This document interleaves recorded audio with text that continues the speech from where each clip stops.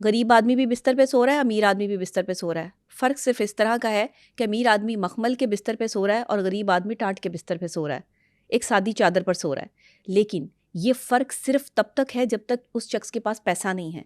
जैसे ही उसने अपनी क्रेडिबिलिटी को इंक्रीज़ करने की कोशिश की, उसके पास पैसा आ गया। बहुत से रिश्तेदारों से हम इसलिए नहीं मिलते कि उनके पास पैसा नहीं है, वो गरीब हैं। हाँ। वो अगर हमारे घर आएंगे तो वो उस तरह से जो है वो तोहफे तहाइफ नहीं ला सकते। उनकी क्रेडिबिलिटी को ख़राब करके हम अमीर रिश्तेदारों से मिलते हैं, जो आएंगे तो फ्रूट्स भी लेकर आएंगे, फूल भी लेकर आएंगे, गिफ्ट्स भी लेकर आएंगे बच्चों के लिए। हम उनसे मिलना चाहते हैं। हाँ। लेकिन अमीर कभी आपके जनाजों में नहीं आते।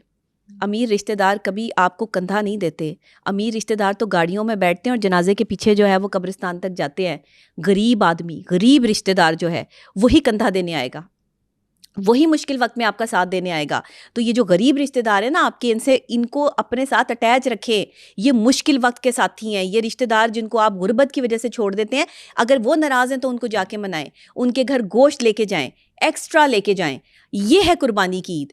कुर्बानी असल में अल्लाह हमें सिखा ये रहा है। हमें ये नहीं सिखाया जिसने कुर्बानी की है उसको भी जाके गोश्त दिया। और रिश्तेदारों में ये होना चाहिए कि अगर आपके घर में कुर्बानी हुई है और रिश्तेदारों के घर भी कुर्बानी हुई है, तो अगर आपने जैसे गाय की कुर्बानी की है या बकरों की कुर्बानी की है और उन्होंने जो है वो ऊँट की कुर्बानी की है या गाय की कुर्बानी की है, तो जो कुर्बानी का गोश्त उनके पास ऑलरेडी मौजूद है वो गोश्त उन तक ना पहुँचाएँ। जो उन्होंने जानवर नहीं किया उसका गोश्त उन तक पहुंचाएं।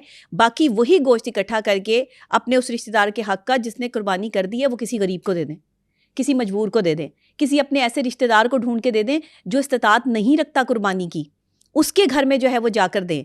जब आप किसी अपने गरीब रिश्तेदार के घर जाके अच्छा ढेर सारा गोश्त, अच्छा बेहतरीन गोश्त लेके जाएंगे, वो खुश होकर उसके बच्चे खाएंगे।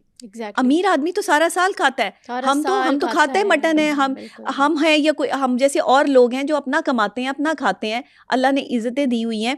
हम तो खाते हैं, मटन है तो सारे साल खाते हैं। एक अगर कुर्बानी का जो है वो गोश्त हम बांट देंगे, क्या फ़र्क पड़ेगा? लोग फ्रीज़र भर लेते हैं। लोग कहते हैं कि हमारे फ्रीज़र किसी तरीके से जो है वो भर जाएं, हम जो है वो 3-3 4-4 महीने इसको रख के खाएं। ना करें। कुर्बानी इसका नाम नहीं है। कुर्बानी अपने फ्रीज़र को, अपने गोश्त को जो है वो रखने का नाम नहीं है। फ्रीज़र भर लेते हैं लेकिन लोगों का पेट नहीं भरते। सबसे पहली बात यह कि जो कुर्बानी का गोश्त है ना, वो कुर्बानी की ही अल्लाह की राह में गई है। अल्लाह को तो गोश्त नहीं चाहिए, अल्लाह को तो जानवर का खून नहीं चाहिए। वो खून क्यों बहाया जा रहा है? उससे आप पर आने वाली तमाम मुसीबतें, परेशानियां जो हैं वो उसके साथ जो है वो निकल जाती हैं। आप जब अपने घर में कुर्बानी करते हैं, कुर्बानी का जानवर आपके घर में आता है, आप उसकी देखभाल करते हैं, उससे प्यार करते हैं, उसके खाने पीने का ध्यान करते हैं। अल्लाह को ये अमल पसंद है। बेसिकली अल्लाह को जो अमल पसंद है वो बंदे से करवाता है। वो कहता है कि मेरा बंदा जो है वो वही अमल करे जो मुझे पसंद है। उसे